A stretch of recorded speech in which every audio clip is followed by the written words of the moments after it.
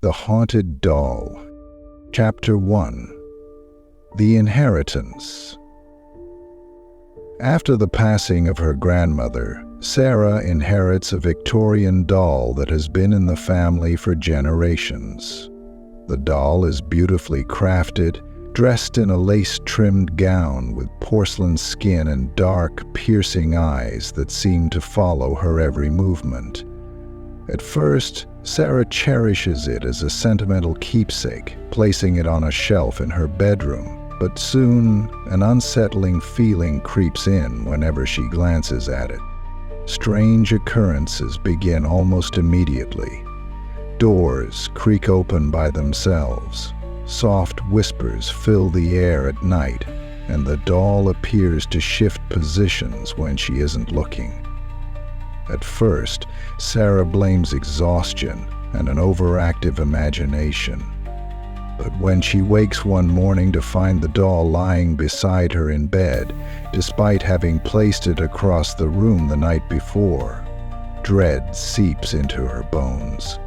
As the days pass, the disturbances grow more intense. Objects fall from shelves without reason. The air in her room turns icy cold, and her pet cat refuses to go near the doll. She begins to hear faint giggles in the dead of night, as if a child is playing in the shadows. Doubt turns to fear, and Sarah starts to wonder whether she has inherited more than just a simple heirloom. Perhaps she has inherited a curse. Chapter 2. The Unraveling. Sarah's unease grows as she experiences vivid nightmares of the doll watching her. The dreams are disturbingly real. She sees herself trapped in a dark room, the doll standing over her, whispering in an ancient tongue. She wakes up, drenched in sweat, her heart pounding. Her friends dismiss her fears at first, assuring her that it's just stress and lack of sleep. But soon, strange misfortunes befall those around her. A close friend, Emily, suddenly falls mysteriously ill, complaining of constant fatigue and night terrors. Another friend, Jake, is involved in a fatal accident, his last words before dying being, "It was watching me." Panic grips Sarah as she starts connecting the events to the doll. Determined to understand its origins, she scours her grandmother's old belongings, searching for clues.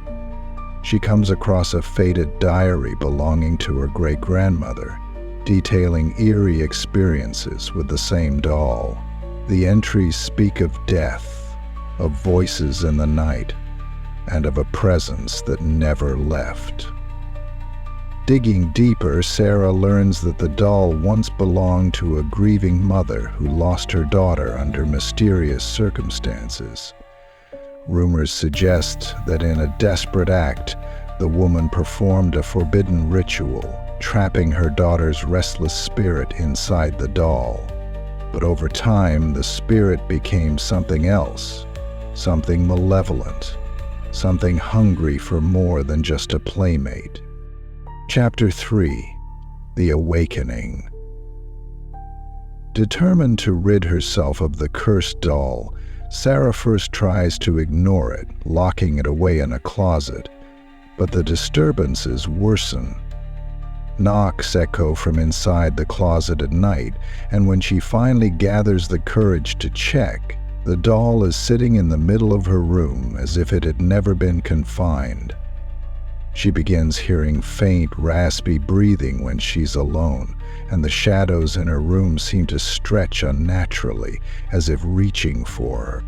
Terrified, Sarah decides to throw the doll away. She drives miles from her home and tosses it into a dumpster, relieved to be free of it. But that night, she hears a familiar whisper right beside her ear, "You can't get rid of me." The next morning, she finds the doll sitting on her nightstand, its porcelain face frozen in a chilling grin. She confides in a paranormal expert, a man who has spent years dealing with haunted artifacts.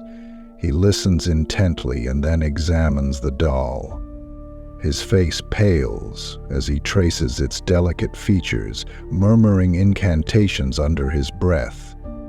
He tells Sarah that the doll houses a vengeful spirit, one that thrives on fear, chaos, and death. He warns her that simply discarding it won't work. It is bound to her now. If she doesn't take action soon, it will consume everything she loves. Desperation takes hold as Sarah realizes that her nightmare is far from over. The entity inside the doll isn't just haunting her. It's watching, waiting for the perfect moment to take control. Chapter 4. The Battle Desperate. Sarah prepares for the exorcism with the paranormal expert, a ritual that requires immense focus and strength. They set up a sacred space, surrounding themselves with protective symbols, candles, and ancient relics meant to weaken the entity. The air grows thick, heavy with unseen energy, and a sinister coldness seeps into the room. The moment the expert begins chanting the incantations, the doll's porcelain face twists into an unnatural expression. A deep, guttural growl erupts from within, and the room is plunged into chaos. Books fly off shelves, furniture scrapes violently across the floor, and shadows stretch and slither along the walls.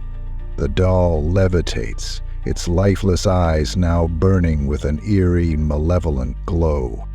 Then, a voice, low, haunting, and filled with rage, fulfills the space. "You cannot banish me. I was wronged and I will not leave." The spirit reveals its connection to Sarah's bloodline, accusing her family of betrayal. It speaks of pain, of an ancient grudge that has bound it to the doll for generations.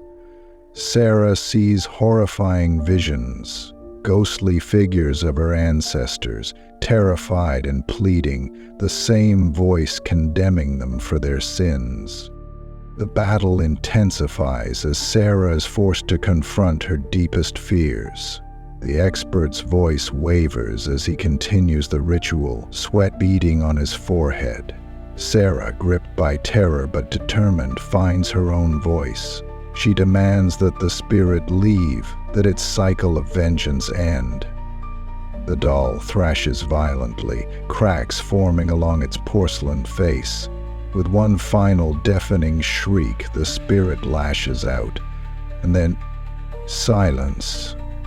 The doll falls lifelessly to the floor, its once glowing eyes now dark and hollow. But Sarah knows the battle isn't truly over yet. Chapter 5. The Final Rest. With the last of her strength, Sarah manages to trap the spirit within the doll, sealing it within an iron-bound box inscribed with protective sigils. Trembling, she takes it to a consecrated graveyard, where the paranormal expert performs a final blessing before they bury it deep beneath the earth. The moment the last shovelful of dirt falls, the air seems to lighten, the oppressive darkness that had loomed over Sarah for weeks finally lifting. Relief washes over her, but it is short-lived. Though life returns to normal, Sarah is never truly at peace. Shadows still make her uneasy, and every now and then she swears she hears a faint giggle in the wind.